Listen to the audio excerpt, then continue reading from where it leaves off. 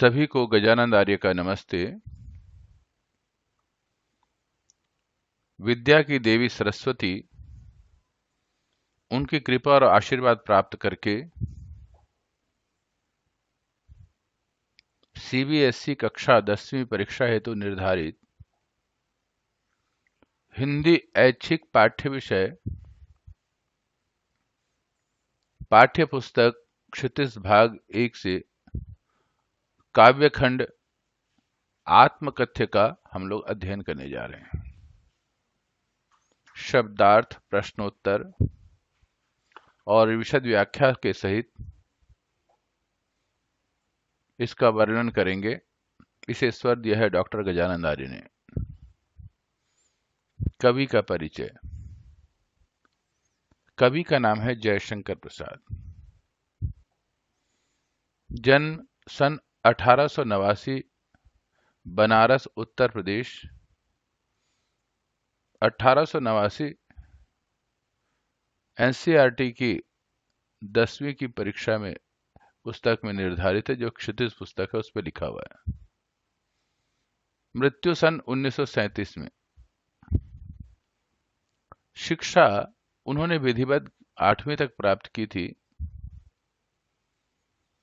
संस्कृत, हिंदी, फारसी, उर्दू ये सारे विषय के वो ज्ञाता थे, लेकिन उन्होंने स्वाध्याय से, स्वाध्याय का मतलब होता है अपने आप घर में बैठ करके पढ़ाई करना। उनकी रचना और कुछ कृतियां हैं जो हम दे रहे हैं। रचना और कृति का मतलब होता है उनकी द्वारा लिखी हुई पुस्तकें। महाकाव्य कामायनी उनकी बड़ी प्रसिद्ध रचना है। इसे महाकाव्य की उपाधि दी गई है। खंड काव्य चित्राधार, चंद्रगुप्त, स्कंदगुप्त, ध्रुवस्वामिनी। कंकाल, तितली, इरावती ये उपन्यास है इनके। कहानी संग्रह। आकाशद्वीप, आंधी, इंद्रजाल। उनकी जो भाषा शैली है, खड़ी बोली पर वो लिखते हैं। छायावादी कवि के रूप में वो प्रसिद्ध हैं।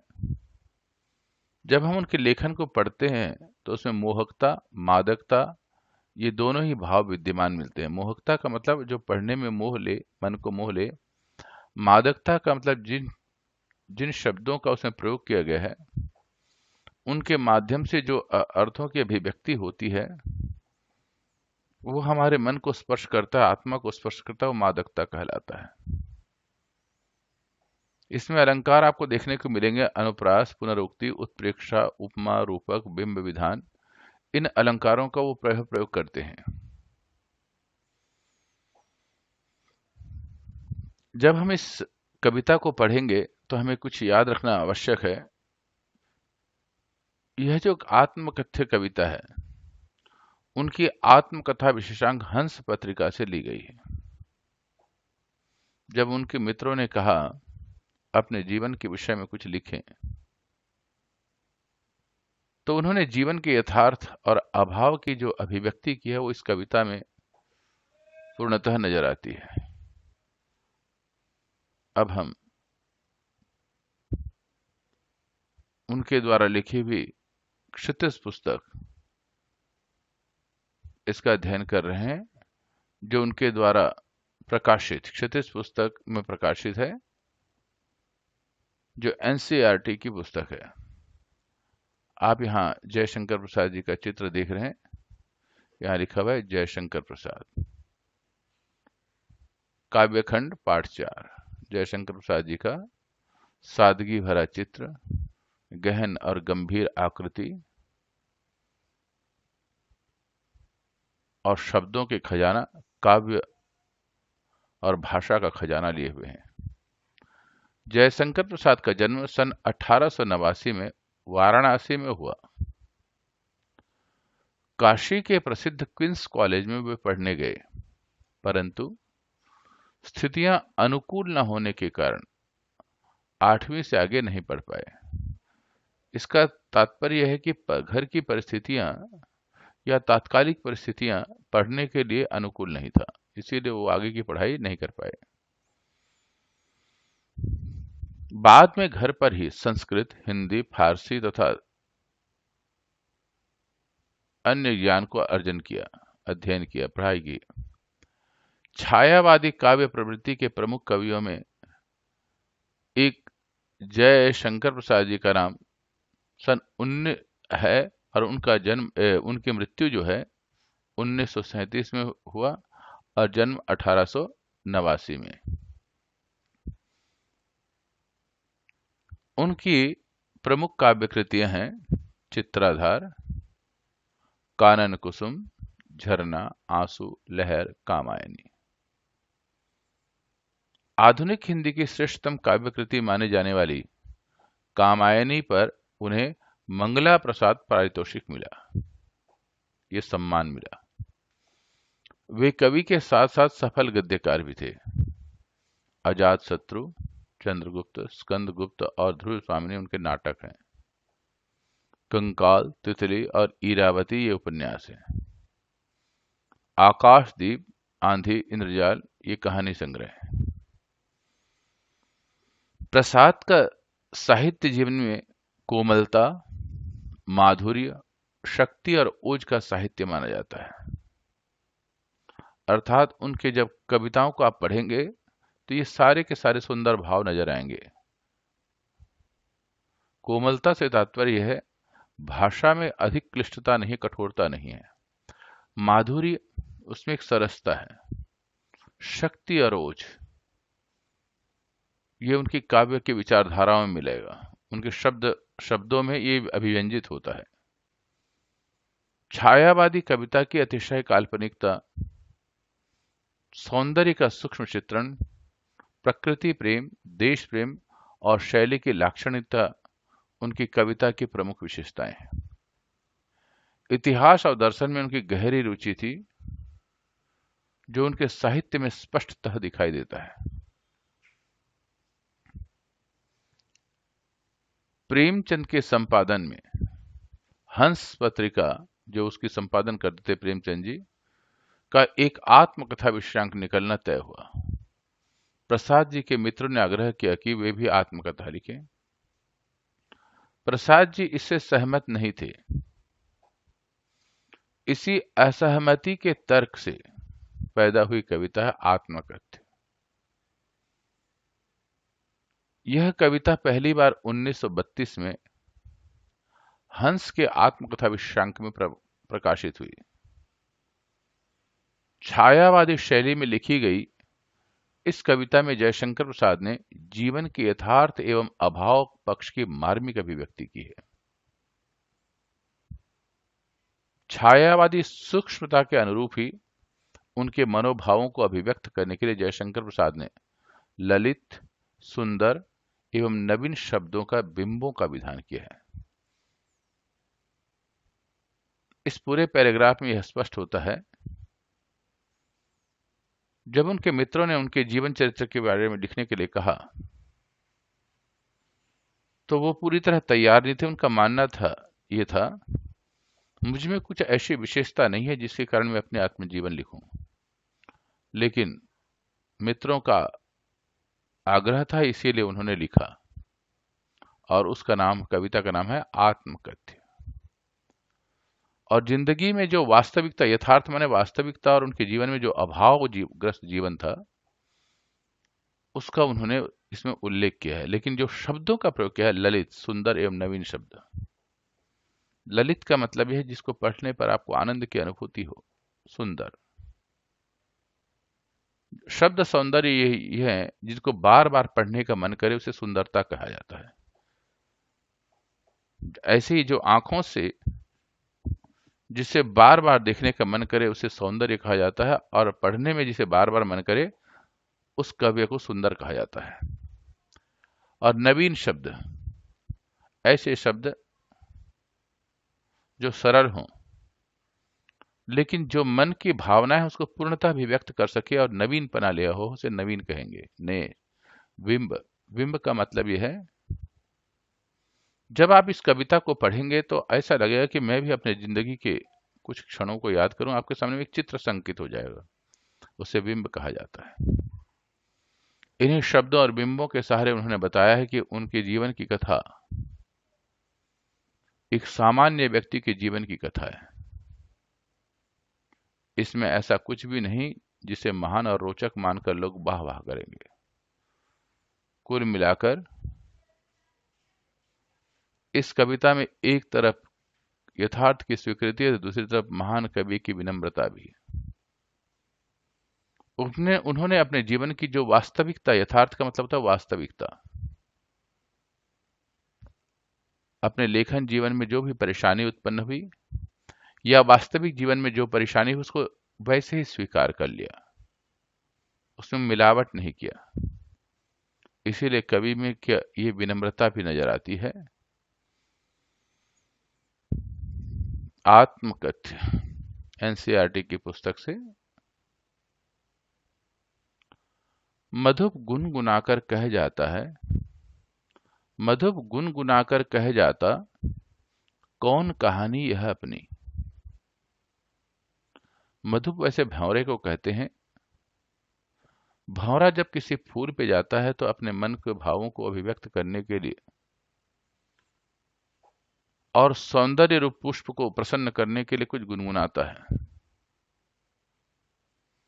लेकिन यहां पर मधुप जो है उसका मन है कवि का। कविता लिखने के लिए मन गुनगुना उठा और लेखनी से उन्होंने यह लिख डाला, मधुप गुनगुनाकर कह जाता, कौन कहानी यह अपनी। मेरे जिंदगी में ये कौन सी कहानी है, कोई कहानी ही नहीं है।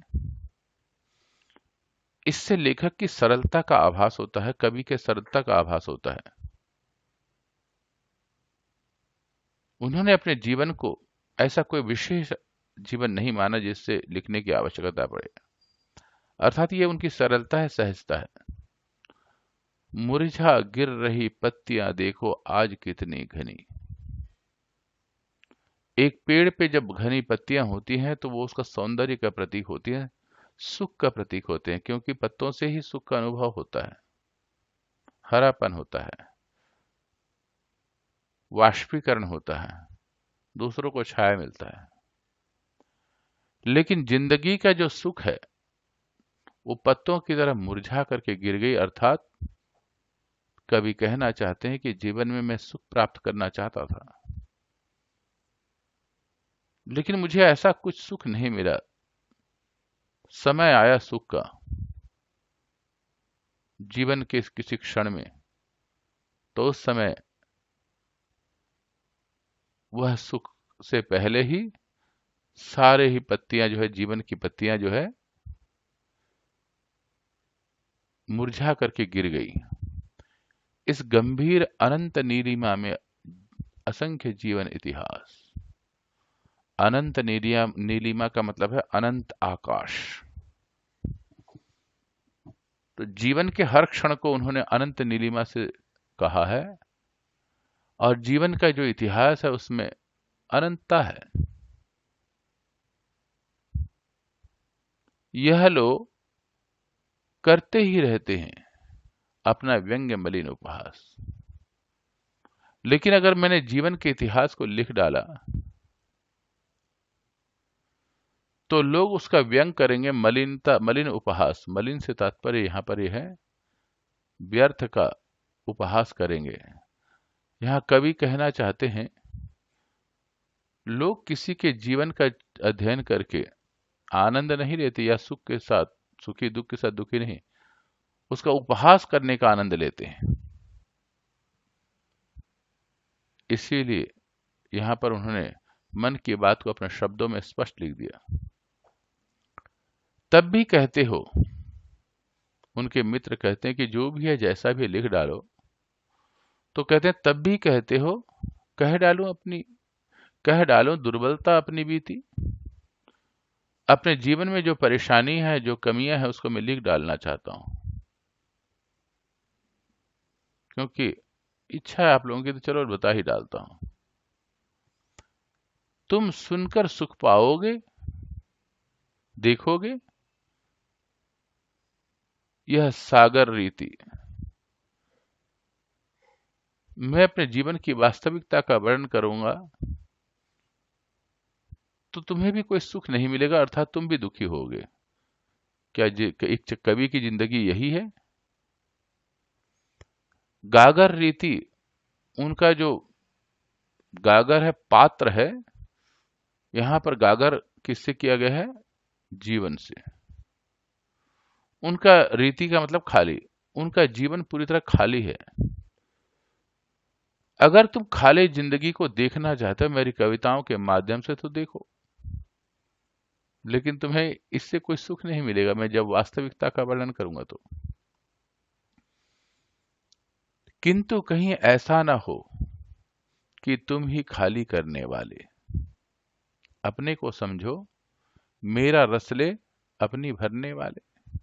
जीवन में ऐसे बहुत व्यक्ति हैं। जब मैं वास्तविकता को लिखूंगा तो रस लेकर के, आनंद ले लेकर के उसको पढ़ेंगे।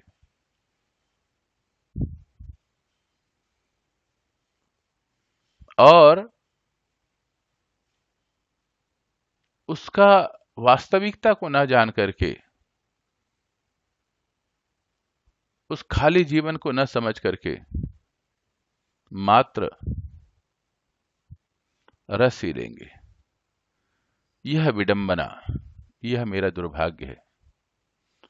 अरी सरलते तेरी हंसी उड़ाऊं मैं, भूलें अपनी या प्रवंचना औरों को दिखलाऊं मैं। अपनी जिंदगी को सरलता से कह रहे हैं कि ऐ सरलते, ऐ मेरी जिंदगी, अब मैं तेरी हंसी उड़ाऊं। मैं तो सीधा साधा जिंदगी वाला हूं, फिर भी मैं अपना कुछ वर्णन करूं, अपनी तारीफ करूं, अपनी प्रशंसा करूं, जो कि मनुष्य का स्वभाव है। लेकिन सचमुच यह है कि कवि ने अपनी जिंदगी में कभी अपनी तारीफ करना पसंद नहीं करते थे। इसीलिए वो कह रहे हैं कि ऐ सरलते, मेरी जिंदगी रूपी सरलता, तूने मुझे इतना सरलतापन दिया है, मेरे को स्वाभाविकता दी है। अगर मैं तेरे को अगर अधिक प्रशंसा करके कहीं वो लिख दूं तो ये मेरे लिए प्रवंचना होगी, धोखा होगा। और इस धोखे को मैं क्या दूसरे को दिखाऊं? यहां पर कवि एक बात और करना भी चाहते हैं। कवि ने अपने जीवन में काव्य कृतियों में धोखा भी का,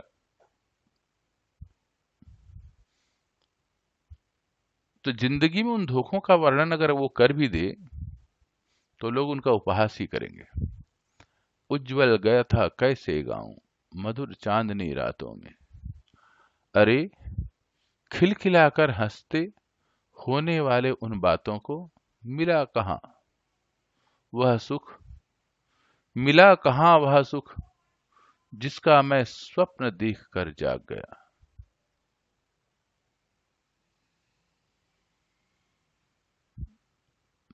अपने जिंदगी के उन मधुर क्षणों को याद करते हैं, खिलखिलाकर हंसते होने उन बातों को, जो अपनी प्रेमिका के साथ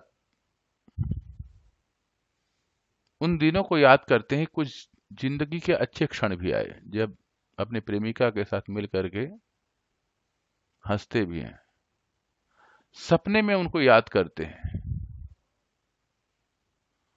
जीवन एक सपना है, लेकिन आज अपने प्रेयसी को अपने सपनों में याद करते हैं और अचानक जाग जाते हैं।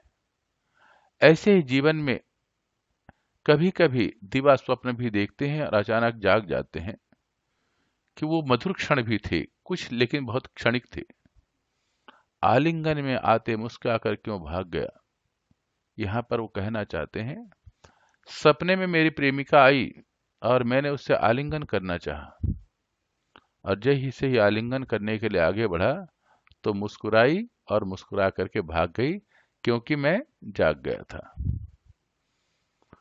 अब अपने प्रेमिका के सौंदर्य का वर्णन करना चाहते हैं कवि जो है।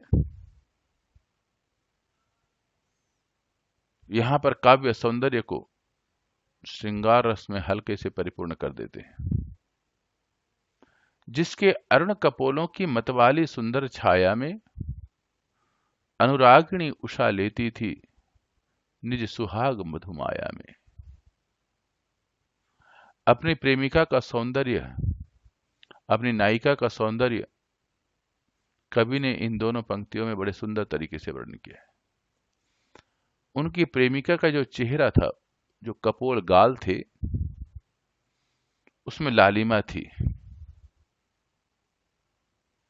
और उसको देख करके अपना जिंदगी मस्त हो जाता था। तो मत वाली सुंदर छाया में, अपनी प्रेमिका की इतनी सुंदरता को देख करके, जिसके दोनों गाल लाल मस्त, उसके प्रेम सौंदर्य की छाया में अनुरागिणी उषा लेती थी, इतनी सुंदर थी। यहां पर कल्पना कर रहे हैं,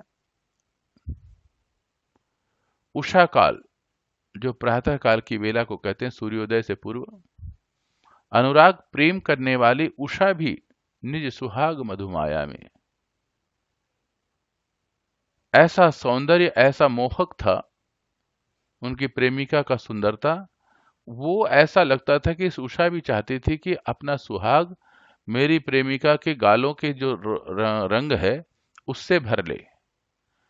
कवि ने यहाँ पर अद्भुत और भी खूबसूरत श्रृंगार रस का वर्णन किया है, साथ में अपने प्रेमिका को भी स्मरण किया है।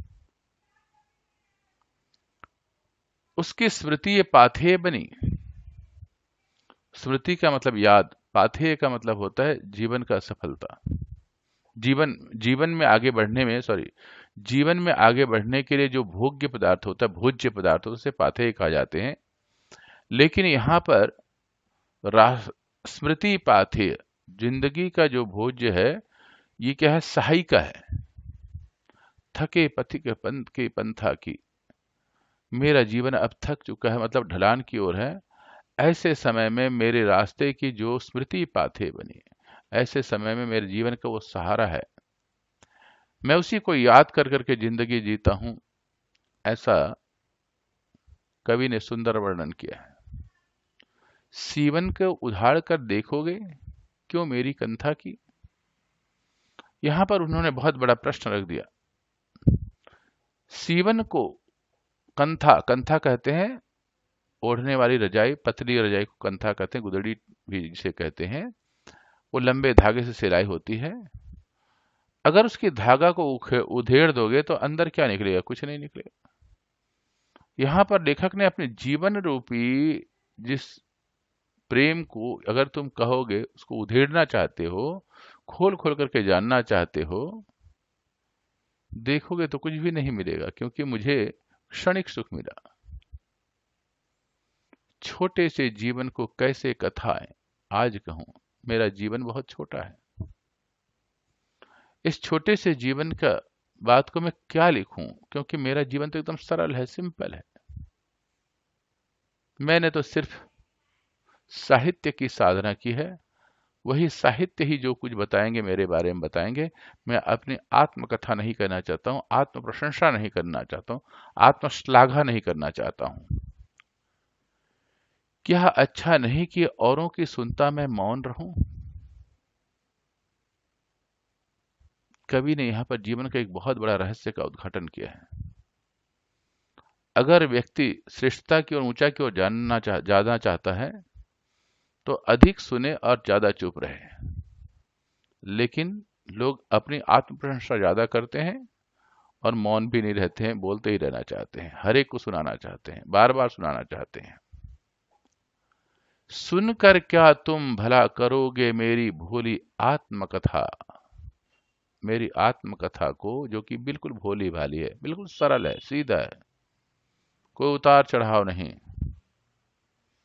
न लोभ न लालच न लालसा, मात्र लेखन, सहज जिंदगी।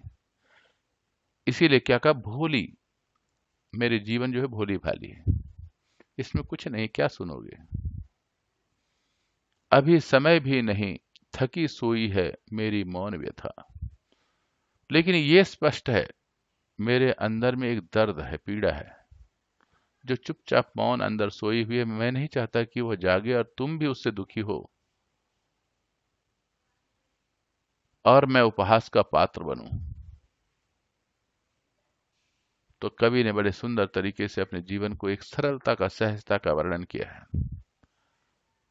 अब हम प्रश्नोत्तर का विशद चिंतन करने जा रहे हैं। उससे पहले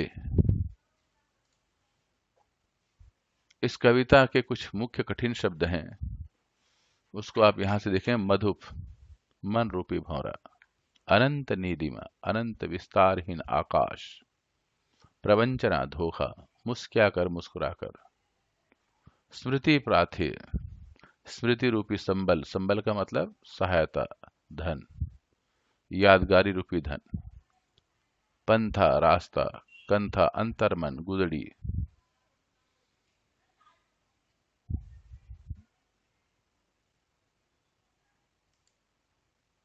तो प्रिय छात्रों और पाठकों, अगर आपको पसंद आए तो सबसे पहले लाइक बटन दबाएं,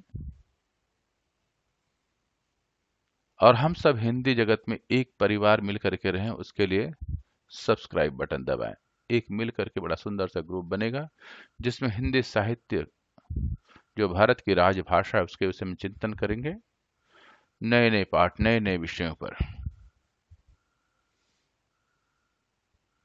तो इसीलिए सब्सक्राइब अवश्य करें। अन्य पाठ आप डिस्क्रिप्शन बटन यहाँ पर छोटा सा एरो की है, वहां से भी प्राप्त कर सकते हैं, और अपने मित्रों को भी अवश्य भेजें ताकि भी वो भी इस पाठ का आनंद ले सकें।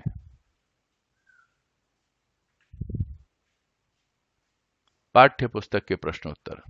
प्रश्न नंबर 1, कवि अपनी आत्मकथा लिखने से क्यों बचना चाहता है? उत्तर, आत्मकथा लिखने के लिए अपने मन की दुर्बलताओं, कमियों का उल्लेख करना पड़ता है। कवि स्वयं को इतना सामान्य मानता है कि आत्मकथा लिखकर वह खुद को कोई विशेष नहीं बनाना चाहता है। कवि अपने व्यक्तिगत अनुभवों को दुनिया के समक्ष व्यक्त नहीं करना चाहता, क्योंकि वह अपने व्यक्तिगत जीवन को उपहास का कारण नहीं बनाना चाहता। इन्हीं कारणों से कवि आत्मकथा लिखने से बचना चाहता है। प्रश्न नंबर 2, आत्मकथा सुनाने के संदर्भ में अभी समय भी नहीं, कवि ऐसा क्यों कहता है? उत्तर, कवि को लगता है कि आत्मकथा लिखने का अभी उचित समय नहीं हुआ है, क्योंकि आत्मकथा लिखकर कवि अपने मन में दबे हुए कष्टों को याद करके दुखी नहीं होना चाहता है। अपनी छोटी सी कथा को आकार देने में वे असमर्थ हैं। वे अपने अंतर मन को लोगों के समक्ष प्रस्तुत नहीं करना चाहते। आत्मकथा प्रायः जीवन के उत्तरार्ध में लिखी जाती है। उत्तरार्ध का मतलब 50 साल पार करने के बाद जो उम्र होती है उसे उत्तरार्ध कहते हैं। परंतु अभी जीवन में ऐसा समय नहीं आया है। जीवन को ऐसा लगता, कवि को ऐसा लगता है कि अभी कोई ऐसी उपलब्धि नहीं मिली है जिसे वह लोगों के सामने में प्रेरणा स्वरूप बनकर रख सके। इन्हीं कारणों से कवि ऐसा कहते हैं कि अभी आत्मकथा लिखने का समय नहीं हुआ है। प्रश्न 3, स्मृति को पाथेय बनाने से कवि का क्या आशय है? कवि की प्रेयसी उससे दूर हो गई है। कवि के मन मस्तिष्क पर केवल उसकी स्मृति है। स्मृति का मतलब यादगारी। इन्हीं स्मृतियों को कवि अपने जीने का संबल अर्थात सहारा बनाना चाहता है। अतः स्मृति को पाथेय बनाने से कवि का आशय स्मृति के सहारे जीने से है। प्रश्न 4, भाव स्पष्ट कीजिए। मिला कहां वह सुख जिसका मैं स्वप्न देखकर जाग गया, आलिंगन में आते आते मुस्कुराकर जो भाग गया। कवि कहना चाहता है कि उसे वह सुख नहीं मिल सका जिसकी वह कल्पना कर रहा था। उसे सुख मिलते मिलते रह गया, अर्थात इस दुनिया में सुख छलावा मात्र है। हम जिसे सुख समझते हैं कि वह अधिक समय तक नहीं रहता, स्वप्न की तरह जल्दी ही समाप्त हो जाता है। अर्थात कवि ये कहना चाहते हैं, हमेशा मनुष्य सुख की कल्पना करता है, सोचता है, आता है, लेकिन कब चला जाता है सपने की तरह वो समझ में नहीं आता। जैसे अचानक व्यक्ति जाग जाता है तो सपना गायब हो जाता है, ऐसे ही सुख को छलावा माना है। जिसके अरुण कपोलों की मतवाली सुंदर छाया में अनुरागिणी उषा लेती थी निज सुहाग मधुमाया में। कवि अपनी प्रेयसी के सौंदर्य का वर्णन करते हुए कहता है कि नायिका के कपोल अर्थात गाल में इतनी लालिमा थी कि उषा भी उसमें अपना सुहाग ढूंढती थी। अतः नायिका का सौंदर्य अनुपम था। सुहाग जो है, विवाहिता सौभाग्यवती महिलाएं अपने मांग भरने का प्रयोग करती हैं, जिसका रंग, जिसमें सौभाग्य मंगल की कामना होती है। तो कवि ने यहाँ पर उसकी सुंदरता का बहुत अच्छे तरीके से वर्णन किया है। प्रश्न 5, उज्जवल गाथा कैसे गाऊं मधुर चांदनी रातों की, कथन के माध्यम से कवि का क्या कहना चाहता है? उत्तर, कवि यह कहना चाहता है कि अपनी प्रेयसी के साथ बिताए गए क्षणों को वह सबके सामने में कैसे प्रकट करे। जीवन के कुछ अनुभवों को गोपनीय रखना ही उचित होता है। ऐसी स्मृतियों को वह सबके सामने में प्रस्तुत कर अपनी हंसी नहीं उड़ाना चाहता है। अतः वह अपने जीवन की मधुर स्मृतियों को अपने तक ही सीमित रखना चाहता है। प्रश्न 6, आत्मकथ्य कविता की काव्य भाषा की विशेषताएं उदाहरण सहित लिखिए। जयशंकर प्रसाद द्वारा रचित कविता आत्मकथ्य की विशेषताएं निम्नलिखित हैं। प्रस्तुत कविता में कवि ने खड़ी बोली हिंदी भाषा का प्रयोग किया है। यह लोग करते ही रहते हैं अपना व्यंग्य मलिन उपहास। ये उदाहरण है। दूसरा उदाहरण है, अपने मनोभावों को व्यक्त करने के लिए, उसमें सजीवता लाने के लिए कवि ने कविता में बिंबों का प्रयोग किया है। जैसे, जिसके अरुण कपोलों की मतवाले सुंदर छाया में अनुरागिणी उषा लेती थी निज सुहाग मधुमाया में। प्रस्तुत कविता में ललित, सुंदर एवं नवीन शब्दों का प्रयोग किया गया है। देखिए उदाहरण, यह विडंबना अरी सरलते तेरी हंसी उड़ाऊं मैं, भूले अपनी यह प्रवंचना औरों को दिखाऊं मैं। यहाँ विडंबना, प्रवंचना जैसे नवीन शब्दों का प्रयोग करके, जिससे काव्य में सुंदरता ही प्रयोग किया गया है, विडंबना, प्रवंचना जैसे शब्दों से। अलंकारों का भी प्रयोग करते हैं। आप यहाँ देखिए, अलंकारों का खिलखिलाकर आते आते में पुनरुक्ति प्रकाश है। एक शब्द 2 बार प्रयोग किया है। अरुण कपोलों में रूपक अलंकार है, आरोपित किया गया है। मेरी मौन अनुरागिणी उषा में अनुप्रास अलंकार है।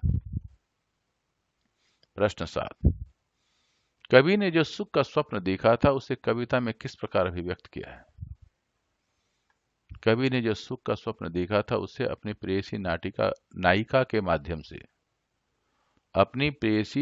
के माध्यम से अभिव्यक्त करता है और कहता है कि नायिका स्वप्न में उसके पास आते जाते मुस्कुराकर भाग गई, अतः उसे अपना सुख नहीं मिल सका।